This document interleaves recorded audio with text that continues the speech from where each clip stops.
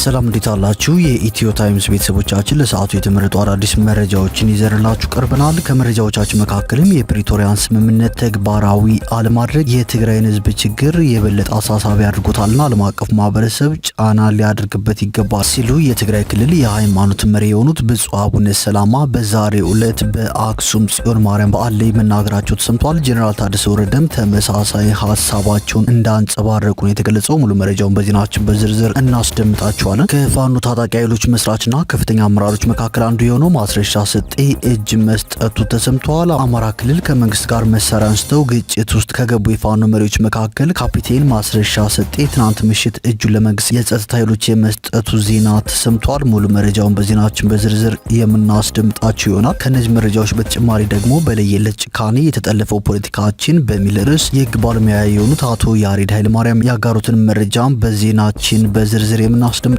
ይሆናል። ክቡራትና ክቡራን የኢትዮ ታይምስ ቤተሰቦች እነዚህንና ሌሎች ለሰዓቱ የተመረጡ መደመጥ የሚገባቸውን መረጃዎች ይዘንላችሁ ቀርበናል። ዝርዝር መረጃችንን ለማድመጥ ቻናላችንን ሰብስክራይብ በማድረግ የደወል ምልክቷን በመጫንና መረጃው ለብዙዎች እንዲዳረስ ላይክ በማድረግ እስከ መጨረሻው አብራችሁን ቆዩ።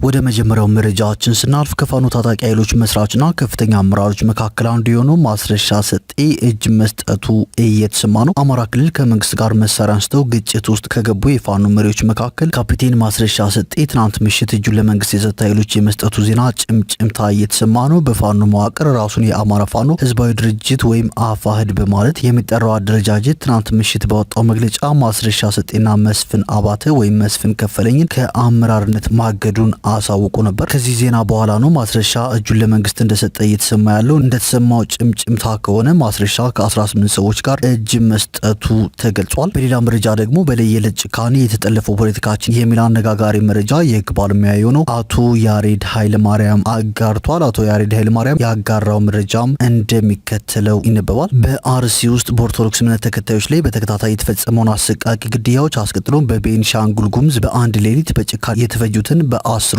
የሚቆጠሩ ንጹሃን ዜጎች ከዛም ቢቢሲ ያወጣውን ከ2600 በላይ የአማራ ክልል ሴቶች አሰቃቂ በሆነ ሁኔታ በአገሪቱ መከላከያ ሰራዊት አባላት መደፈር ከዛም በአማራ ክልል አንድ ወጠጤ ጎረምሳ ራሱን የፋኖ ታጣቂ ነኝ እያለ የሰው እጅ እንደ ማገዶ እንጨት በመጥረቢያ ሲፈልጥ የሚያሳይ ቪዲዮ በገዢ ፓርቲ ሰዎች ለህዝብ እንዲደርስ መሰራጨቱ ተያይዞም የቆዩና አዳዲስ የጭካኔዎቻችንን ለከት ማጣትና ማህበረሰባችን ውስጥ ራሳቸውን ከአውሬም ያከፉ ሰዎች የሚፈጽሟቸው አሰቃቂ ድርጊቶችን የሚያሳዩ ቪዲዮዎችንና የፎቶግራፍ ምስሎች በማህበራዊ ሚዲያ መሰራጨታቸውን ተከትሎ በመንግስት ሹማምንትና ደጋፊዎች የሚሰነዘሩትን አስተያየቶች፣ የመንግስት ተቃዋሚ በሆኑ ኃይሎች የሚሰጡትን ግብረ መልሶች፣ እርስ በርሳችንም በእነዚህ የጭካኔ ድርጊቶች ዙሪያ የምንወራወራቸው ቃላቶች፣ መወራረፎችና ሰጣ ገባዎችን ስመለከት እንደ አገርና እንደ ማህበረሰብ የገጠመን እጅግ ግዙፍ ችግር ክፉኛ ያሳስበኝ ጀመር። የኢትዮጵያ ፖለቲካ ጭካኔና አርመኒያዊ ባህሪን ከተላበሰ ብዙ አስርት ዓመታት ተቆጥረዋል። ችግሩ ዕለት ተዕለት እየተባባሰ የጭካኔያችንም ደረጃ በዛው ልክ እየጠነከረ ለመምጣቱ ግን ከብልጽግና መንግስት ጋር ያሳለፍናቸው ጥቂት ዓመታት ጥሩ ማሳያዎች ናቸው። ዋናው ጥያቄ ምን ሆነ ነው እዚህ አይነት በጭካኔና መገለጫ ባጣ የበቀለኝነት ስሜት ውስጥ ተውጠን የአንዳችን ስቃይ የሌላችን የፖለቲካ መቆመሪያና መሳለቂያ እስከመሆን የደረሰው የሚለው ጥያቄ ደጋግሞ ይረብሸኝ ጀመር። ብዙውን ጊዜ አምባገነናዊ የሆኑ የአገዛዝ ስርዓቶች ህዝብን አሸማቆና በፍርሃት ቆፈን ጠርንፎ ለመግዛት የሚመርጡት መንገድ የጭካኔ እርምጃዎችን በህዝብ ላይ በጅምላና በተናጠል በመውሰድ ማህበረሰብን ሽብር ውስጥ መክተት ነው። አሁን ግን መረዳት የቻልኩት ለካ ጭካኔና አርመኒያዊ አስተሳሰብ እያደር ከጨካኝ አገዛዞች ወደ ህዝብ እንደወረርሽኝ በሽታ ይጋባል። አዎ የኢትዮጵያ ህዝብ እጅግ ጨካኝና ክፉ ሊባሉ የሚችሉ የአገዛዝ ስርዓቶች ተፈራርቀውበታል። በእኔ እድሜ እንኳን ጨካኝ የሚባሉ የ17 ዓመት ወታደራዊ የደርግ አገዛዝ በጫካ ስነ ልቦና ሳይላቀቅ 27 ዓመት ግፍን የስልጣኑ ማጽኛ ያደረገውን የወያኔ አገዛዝና አሁን ደግሞ ወደር የሌለው የአውሬነት፣ የጨካኝነት፣ የዘረኝነት ጥግን ያየንበት የብልጽግና ስርዓት አልቦ ዘመን ብንቃኝ ደረጃቸው ይለያይ እንጂ ሁሉም በጭካኔ፣ በሽብር፣ በሰቆቃ፣ በእልቂት የተሞሉ ናቸው። ከቅርብ ጊዜ ወዲህ እያየናቸው ያሉ የጭካኔ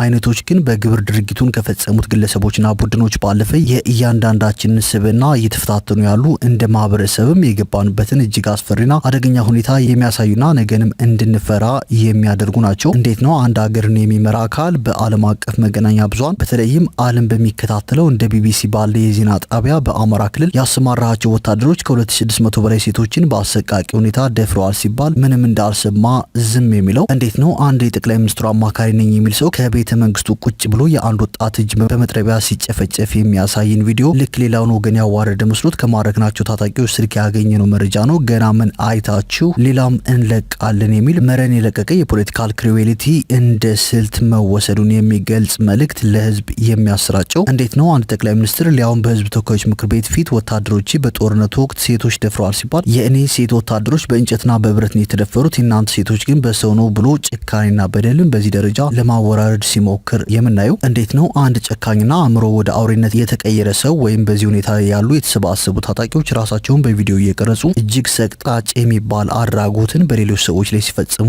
ማየት የተለመደ የሆነው? እንዴት ነው የአንድ ሀገር የመከላከያ ሰራዊት የማረካቸውን ሴቶች ጡት እየቆረጠ ወንዶቹን ብልታቸውን እየቆረጠ አንዳንዶቹንም መሬት ላይ አጋድሞ በጥይትና በድንጋይ ናዳ ጨፍጭፎና አንዳንዶቹንም ከነነፍሳቸው አቃጥሎ ቪዲዮ ለህዝብ የሚለቅበት አገር ባለቤት የሆነው? እንዴት ነው የእኛ ያልናቸው ታጣቂ ኃይሎች ሰቅጣጭ ወንጀሎችን፣ ጭካኔዎችን በህዝብ ላይ፣ በወገን ላይ፣ በሌላው የሰው ልጅ ላይ ሲፈጽሙ ድርጊቱን በጋራ ሆኖ ከማውገዝ ይልቅ አጥፊዎችን ለመከላከል የወል ገበናዎቻችንን ለመሸፋፈን የአንዱን ሰይጣንነት ለማጉላት የራስን ገበና ለመሸፈን የምንጋጋጠው? ለምሳሌ የቅርብ ምሳሌዎችን መግለጽ እንችላለን። አንደኛ፣ የብልጽግና መከላከያ ሰራዊት በአማራ ክልል በሺዎች የሚቆጠሩ ሴቶችን ደፈረ ሲባል ድርጊቱን ከማውገዝ ወይም አልተፈጸመም ውሸት ነው ብሎ በማስረጃ ከመሞገት ይልቅ የመከላከያ ሰራዊታችንን ስም ለማጥፋት ነው የሚል እጅግ ከሞራል ልዕልና የወረደ ከሰውነትም ተራ የራቀ ጭካኔ የተሞላው ሙግት ይዘው አደባባይ የወጡ የአገዛዙ ካድሬዎችና አድናቂዎችን ልብ በሉ። ሁለተኛ፣ በኦሮሚያ ክልል በተለይም በአርሲ ዞን በተከታታይ በኦርቶዶክስ እምነት ተከታዮች ላይ እንዲሁም በቅርቡ የሸኔ ታጣቂዎች ናቸው የተባሉ በቤንሻንጉል ጉሙዝ ከ40 በላይ ሰዎችን በመግደልና ብዙዎችን በማቁሰል የተፈጸመውን ጭፍጨፋ የሚገልጹ ዜናዎችና ውግዘቶችን ተከትሎ ይህን የጭካኔ እርምጃ የፈጸሙትን የክልሉን ታጣቂዎች ለመከላከል በይፋ በአደባባይ ወጥተው የሚሟገቱ የኦሮሞ ልሂቃንና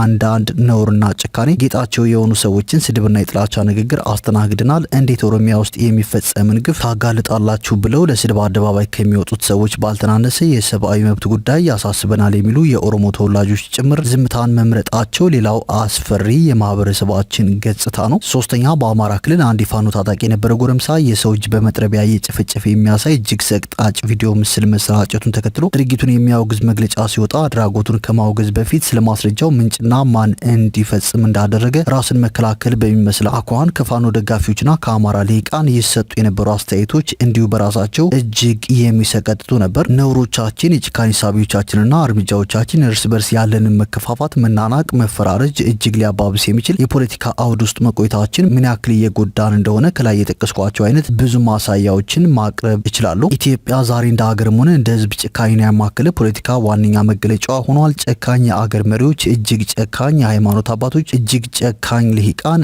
እጅግ ጨካኝ የአገር ሽማግሌዎች፣ እጅግ ጨካኝ አባገዳዎች፣ እጅግ ጨካኝ ምሁራን፣ እጅግ ጨካኝ የማህበረሰብ አንቂዎች፣ እጅግ ጨካኝ ፖለቲከኞች ነግሰውባታል። በጭካኔዎቻችን ደረጃ ልክ እንፎክራለን፣ በጭካኔዎቻችን እንበሻሸቃለን፣ በነውሮቻችን ልክ ቁመት እንለካካለን። ጭካኔ ገበናችን ሆኗል። የሌላው የጭካኔ እርምጃ የፖለቲካ ነጥብ ማስቆጠሪያና ማነወሪያችን ሆኗል። የጭካኔን እርምጃ በባህሪውና በአድራጎቱ ብቻ ድርጊቱን ማንም ይፈጽመው ለምንም ተልእኮ ወይም ቅዱስ ዓላማ ማሳኪያ አድርገው በማንም ላይ ይፈጽመው ልናወግዘው እንጂ ልንላመደው አይገባም። አድራጎቱንና አድራጊዎችን ያለምንም ቅድመ ሁኔታ ልንጠየፋቸው፣ ልናወግዛቸውና ልንፋረዳቸው ይገባል እንጂ ልንከላከልላቸው አይገባም። ጭካኔን የተላመደ ህዝብ ለጭካኔ እርምጃዎች ማስተባበያ ወይም መከላከያ የሚሰጥ ማህበረሰብ እጣ ፈንታው መጠፋፋት ብቻ ነው። ሊያውም እጅግ ዘግናኝና ዘር ተኮር የሆነ ጥቃትና ጭካኔ ብሔራዊ ቅርጽ ከያዘ ያ አገር መቼም ቢሆን ለማንም ሰው ከለላ ሊሆን አይችልም። ዛሬ ችላ ያልነው ጭካኔ ነገ ሁላችንንም ይበላል። ጭካኔን ማዕከል ካደረገ የመጠፋፋት ፖለቲካ ኢትዮጵያንም ሆነ ራሳችንን ለመታደግ ዛሬም አልረፈድም። የጭካኔ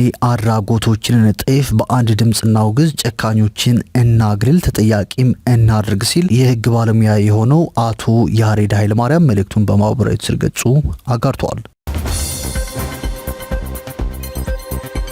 ወደ ቀጣዩ መረጃችን ስናልፍ የፕሪቶሪያን ስምምነት ተግባራዊ አለማድረግ የትግራይን ህዝብ ችግር የበለጠ አሳሳቢ አድርጎታልና ዓለም አቀፉ ማህበረሰብ ጫና ሊያደርግበት ይገባል ሲሉ ብፁዕ አቡነ ሰላማ በዛሬው የአክሱም ጽዮን ማርያም በዓል ላይ መናገራቸው ተሰምተዋል። ጀነራል ታደሰ ወረደም ተመሳሳይ መልእክት ማስተላለፋቸውን የተገለጸው ዓመታዊው የአክሱም ህዳር ጽዮን ክብረ በዓል ዛሬ በድምቀት ተከብሮ ውሏል። በተያያዘ መረጃም የትግራይ ማዕከላዊ ኮሚቴ ከቀናት በፊት መግለጫ ማውጣቱ አይዘነጋም። የህወሓት ማዕከላዊ ኮሚቴ ከሰሞኑን ባወጣው መግለጫ የፌዴራል መንግስት ሌላ ዙር ጦርነት በትግራይ ላይ ለመክፈት እየጣረ ነው ሲል ወንጅሏል። ማዕከላዊ ኮሚቴው ለተከታታይ ቀናት ስብሰባ በማድረግ የትግራይን ወቅታዊ የፖለቲካ ሁኔታ መገምገሙን እየጠቀሰው ህዳር 14 ቀን 2018 ዓ.ም ባወጣው መግለጫ ፌዴራል መንግስቱ የትግራይ ህዝብን በኃይል ለማንበርከክ እንደሚፈልግ ይከሳል። መሰረታዊ ሸቀጦችን ወደ ትግራይ እንዳይገቡ የትራንስፖርት እንቅስቃሴን ከመገደብ ጀምሮ የሰራተኞች ደሞዝና በጀት እስከ መከልከል ያሉ ቅጣቶች እየጣለ ነው ሲልም መንግስትን ይወቅሳል። የህዝቡን መከራ የሚያራዝም ሴራ በትግራይ ላይ የተሰራ ስለመሆኑ የፕሪቶሪያ ስምምነትንም አደጋ ላይ የመጣል እንቅስቃሴ እየተደረገ መሆኑን ሲከስ የሚታየው የህወሓት መግለጫ አደራዳሪዎችና ዓለም አቀፉ ማህበረሰብ በጉዳዩ ጣልቃ ገብተው ነገሮችን ካላስተካከሉ ጦርነት ሊከሰት የሚችልበት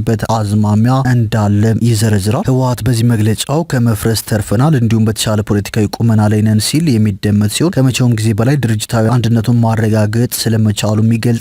በፓርቲ ውስጥ የፖለቲካ ስራ ተጠናክሮ መቀጠል አለበት የሚለው መግለጫው የትግራይን ህዝብ ጥቅም ለማረጋገጥ ማንኛውን መስዋዕትነት ለመክፈል ዝግጁ እንደሆነም ይጠቁማል። በዚህ መሃል ግን የትግራይን ወቅታዊ የፖለቲካ ሁኔታ በቅርበት የሚከታተሉ አንዳንድ ወገኖች በአሁኑ ጊዜ ህወሓት ሚናው ምንድነው? የትግራይ ጊዜያዊ አስተዳደርስ ምን እየሰራ ነው? እንዲሁም የትግራይ ሰራዊት የሚባለው ቲዲኤፍ የሚኖረው ሚና ምን ሊሆን ይችላል? የሚሉ ጥያቄዎችን አቅርበዋል። በአሁኑ ወቅት ትግራይ ፖለቲካዊ ቀውስ ውስጥ እንደምትገኝ ብቻ ሳይሆን ወደ ሌላ ዙር ጦርነት ልትገባ የምትችልበት እድል መኖሩን የሚናገሩ አንዳንድ ወገኖች ይህንን ማስቆም የሚችለው ህወሓት ጊዜያዊ አስተዳደሩ ወይስ ሰራዊት ነው ሲሉ የተለያዩ መላምቶችን ይሰጣሉ። ስለ ወቅቱ የትግራይ የፖለቲካ ኃይል አሰላለፍና ህወሓት በመግለጫው ፈጠርኩት ስለሚለው ጠንካራ ድርጅታዊ ተክለ ቁመና አስተያየት የተጠየቀው የህግ ባለሙያና የሚዲያ ሰው አቶ ዳንኤል ብርሃኔ ድርጅቱ የሚለው በተጨባጭ እንደማይታይ ነው የተናገረው። ከመፍረስ ድነናል የሚለው ጉዳይ መፍረስ ምንድነው ከሚለው ነጥብ ጋር አያይዞ ማየት ተገቢ ነው። አንድ ኮምፒውተር ቀጥ ሲልብህ ተበላሽ የምትለው ስራ ያቆመበትን ሂደት ካለመረዳት የሚመጣ ነው። እነሱ ከመፍረስ ድነናል ሲሉ መፍረስን እንዴት ነው የሚረዱት? ለምሳሌ ከራሳቸው ከድርጅት መተዳደሪያ ደንባቸው ጀምረን ጉዳዩን እንመልከተው። ባለፈው 14ኛ ድርጅታዊ ጉባኤ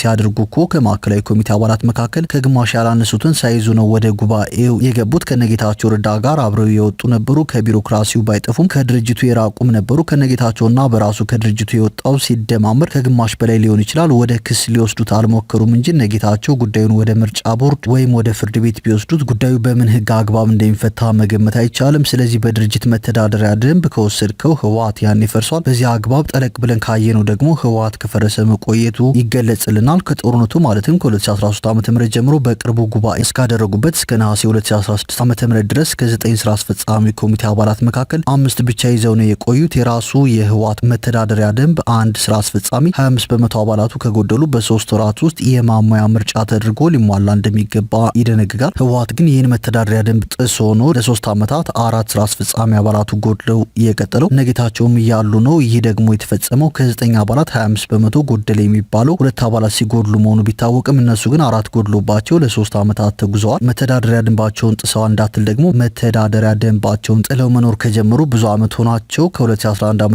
ጀምሮ መተዳደሪያ ደንባቸውን ጥለው መኖር ከቀጠሉ 6 ዓመት አለፋቸው። በሆነ ምክንያት ወይም ጦርነት ውስጥ ስለነበረ ተብሎ ይህ ጉዳይ ይታለፍ ቢባል እንኳን ነገር ግን ጦርነት ባልነበሩ ወቅቶችም ደጋግመው መተዳደሪያ ደንቡን ጥሰውታል። አሁን ከመፍረስ ተርፈናል ሲሉ ቢደመጡም በእኔ ግምት ግን ቀላል በሆነችው በመተዳደሪያ ደንብ ጥሰት እንኳን ሲመዘኑ ከፈረሱ ቆይተዋል የሚያስብል ብዙ መነሻ አለ። የመፍረስ ትርጉሙ ጠፍቶባቸዋል ካልሆነ በስተቀር በመተዳደሪያ ደንቡ የማይገዛ ድርጅት ደግሞ ድርጅት ሆኖ የሚቀጥልበት አግባብ የለም በማለት አቶ ዳንኤል አብራርቷል። አንዳንዶች ህወሓት በምርጫ ቦርድ ከፖለቲካ እንቅስቃሴ መታገዱን አጣቅሰው ድርጅቱ ህልውና እንደሌለው ሲናገሩ ቢደመጥም በተጨባጭ በትግራይ ፖለቲካ ህወሓት ሰፊ ማህበራዊ መሰረትና ጠንካራ ህልውና ገንብቶ የመቆየቱን ጉዳይ የሚያስተባብል ማስረጃ ሲያቀርብ አይታይም። ያም ቢሆን ግን ትግራይ ውስጥ በአሁኑ ጊዜ የሚታዩ የፖለቲካ ኃይል አሰላለፍ ለውጦችን አጣቅሰው ስለ ህወሓትም ሆነ ስለ ጊዜያዊ አስተዳደሩና ስለ ወታደራዊ ኃይሉ ተጨባጭ ሀቆችን የሚያቀርባሉ። ህወሓት ድርጅታዊ ቁመናዊ ከመቼውም ጊዜ በላይ ጠንክሯል ቢልም በትግራይ በአሁኑ ወቅት ያለው የፖለቲካ ኃይል አሰላለፍ ከዚህ የተለየና ብዙ መልክ ያለው መሆኑን የሚሞግቱም አሉ። ህወሓት ብቻውን ተነጥሎ የሐውልቲ ጽህፈት ቤቱን ብቻ ይዞ የቀረ ኃይል እየሆነ ነው ከሚለው ጀምሮ ህወሓትም ሆነ ጊዜያዊ አስተዳደሩ ሰራዊቱን ማዘዝ አይችሉም የሚል አስተያየትም ይሰማል። በትግራይ የጦር እንዲሁም የፖለቲካ አመራሮች መካከል መከባበር፣ የጠራ ሚናና ኃላፊነቱ ወሰን የመደማመጥና የመግባባት ወይም ትዕዛዝ የማክበር ዝንባሌ እየጠፋ መምጣቱን የሚናገሩ ወገኖችም አሉ። የትግራይ ፖለቲካን በቅርበት የሚከታተለው አቶ ዳንኤል ብርሃኔ እንደሚናገረው ከሆነ ደግሞ ጊዜያዊ አስተዳደሩ ልምሻ ውስጥ ነው ያለው። ይህን ሀሳቡን በዝርዝር ሲያስረዳም በሶስቱ ዋና የፖለቲካ ኃይሎች መካከል ያለውን